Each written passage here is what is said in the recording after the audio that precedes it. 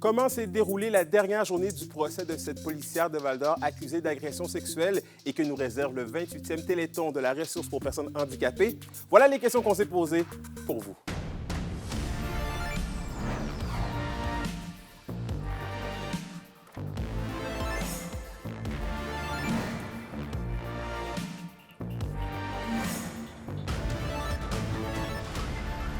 Ici Anthony Dallaire et voici vos informations.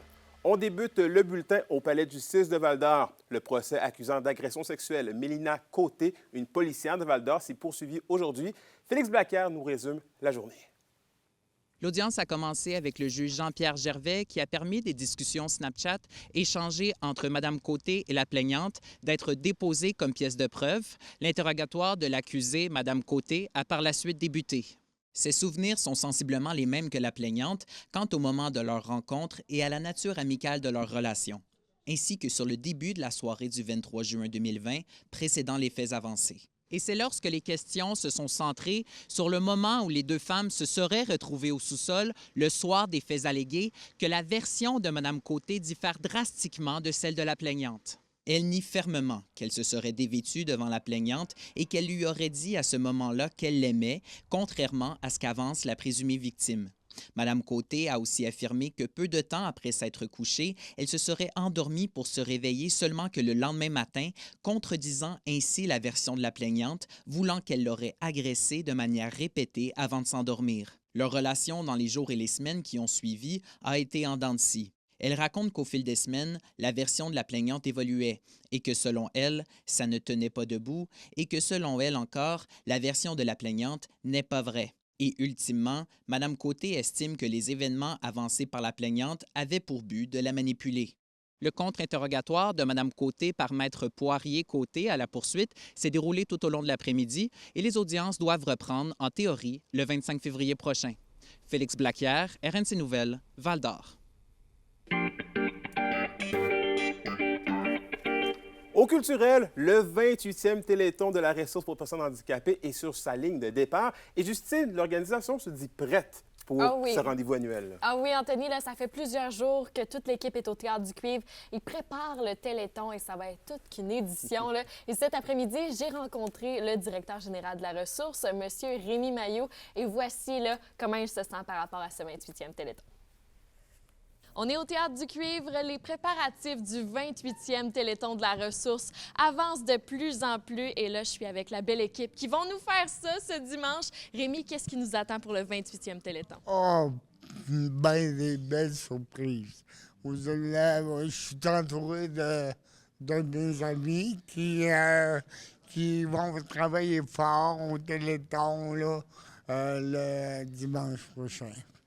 Et en 2025, c'est quoi qui est le plus important pour les personnes handicapées? À quoi va servir ce Téléthon-là pour les personnes de la région? Bien, je pense que ça va servir beaucoup à payer beaucoup d'équipements spécialisés, des fournitures médicales, de l'adaptation de domicile d'urgence parce que il y a eu des coupures gouvernementales, malheureusement. Ça fait que le Téléthon, il va être vraiment apprécié, puis l'aide que les gens vont nous procurer, ben ça va être essentiel. Et quel est votre objectif cette année? L'objectif est de 500 000 mais les amis, ici, on veut avoir plus, hein, on va faire du bien encore plus. Et là, vous êtes bien entouré. Oui. Il y a plusieurs artistes là, qui s'en viennent participer au Téléthon. On a Marie-Hélène Thibert, on a William Deslauriers, Cathy Vachon.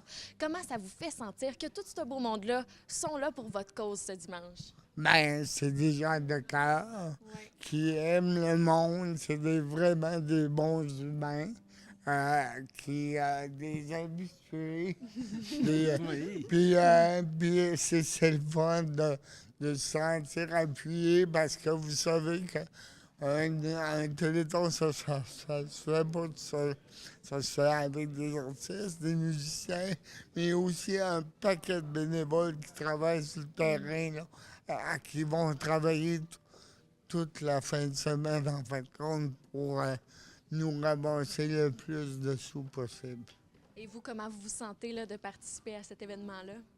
Bien, moi, comme je l'ai dit plusieurs fois, à chaque fois que je viens ici, c'est comme revoir sa famille. C'est une famille pendant une fin de semaine de temps avec Rémi, avec toute la gang.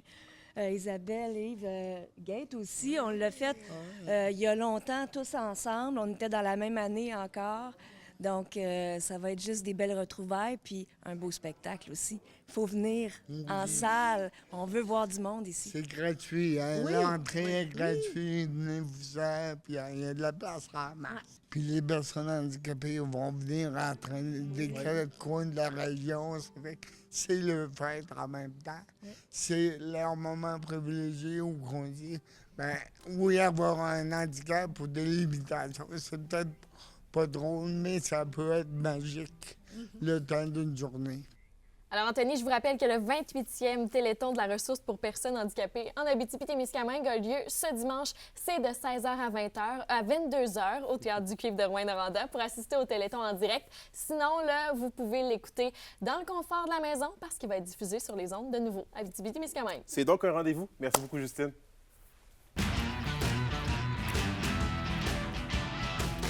Et au sport, la ville de Rouyn-Noranda met le paquet pour encourager les gens à profiter des activités hivernales. Toutefois, certaines activités ont dû être mises de côté. Les détails avec Alexandre Cabana. Pas de patinoire sur le lac Kosciuszko. La tradition rouyn-norandienne n'a pas pris cette année.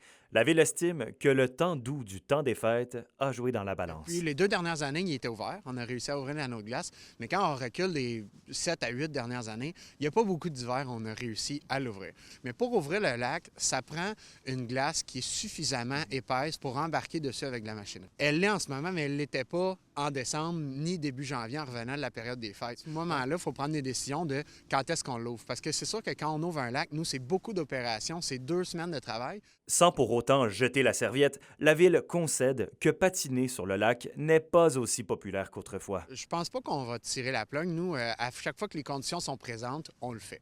Parce qu'on le sait que c'est quand même une belle carte postale pour la ville de Rouyn-Noranda, on en est fiers. Mais évidemment, c'est pas évident, il y a moins d'achalandage parce que c'est exposé au vent. Un peu plus loin, du côté de la côte météo et du parc Muska, Rouyn-Noranda vient tout juste d'installer le tout premier parc à neige non surveillé de la région. Une descente, des modules, des petits sauts et un éclairage de soirée. Bref, tout est en place pour générer de l'engouement pour la glisse. On voit que c'est très, très utilisé. Là. On a vu la semaine dernière, jusqu'à jeudi dernier, il y avait 35 personnes en simultané là, ici. Fait qu'on voit qu'il y a une grande utilisation. Puis c'est sûr que ça aide d'avoir un site aussi bien aménagé en soirée avec le sentier illuminé là, opéré par le OSCO en fait. Donc, il y a un bel engouement, il y a une belle vie à cet endroit-ci au niveau récréatif en période hivernale maintenant.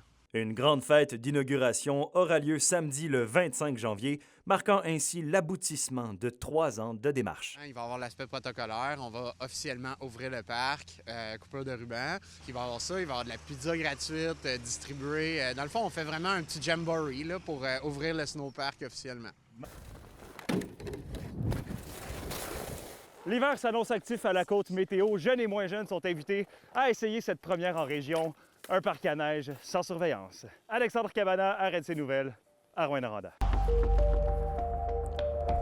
Ah, Alexandre, toujours aussi flamboyant. Bref, à la météo de l'Abitibi-Témiscamingue pour ce soir et cette nuit. C'est des nuages pour l'Abitibi alors que le ciel sera dégagé pour le Témiscamingue. Les minimums seront respectivement de moins 22 degrés Celsius et de moins 20 degrés Celsius. Finalement, pour la journée de demain, c'est nuageux avec un maximum de moins 8 degrés Celsius pour l'Abitibi et de moins 6 degrés Celsius pour le Témiscamingue. Et voilà, c'était vos informations régionales. Merci encore une fois d'avoir été des nôtres. Nous, on se dit bien évidemment à lundi pour la suite des choses. D'ici là, prenez soin de vous.